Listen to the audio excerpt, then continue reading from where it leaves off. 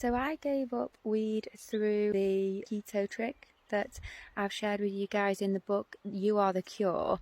It's the first recipe, the coconut recipe that I did, that helped me give up weed. It just turned off the addiction to it. But there's a shortcut way of doing it in the Matrix Magic book. It triggers ketosis in a few minutes.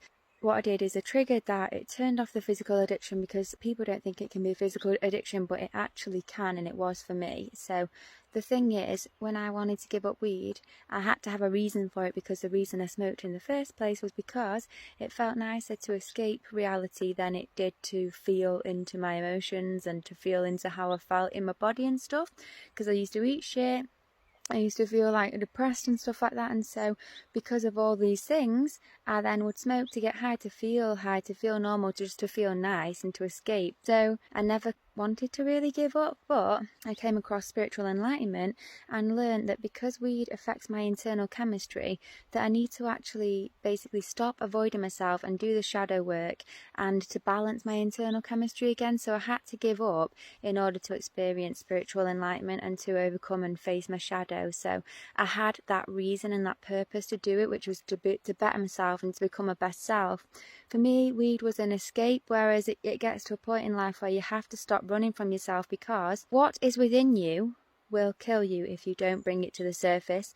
They say that if you bring it to the surface, what is within you will save you, but if you keep it like suppressed and don't ever face it and don't overcome it, it will eventually be the end of you and the death of you. And I do think that's really true. Like, your shadow will literally overtake you and overpower you if you don't overcome it, and it like holds on to you and it drags you down when you die into like lower planes and stuff, and you don't want that. You want to ascend, you want to be an ascended master, you want to go to heaven, or at least go to better places than this after this life, and even to enjoy a blissful life in this life. When I gave up weed, I felt so much more blissful, so much more confident, so much more productive, and just so free that I didn't need this thing anymore, because I was literally addicted to it. It was a crutch. It was like I didn't like my normal waking sober state, because I felt like shit because I ate shit and all that kind of stuff.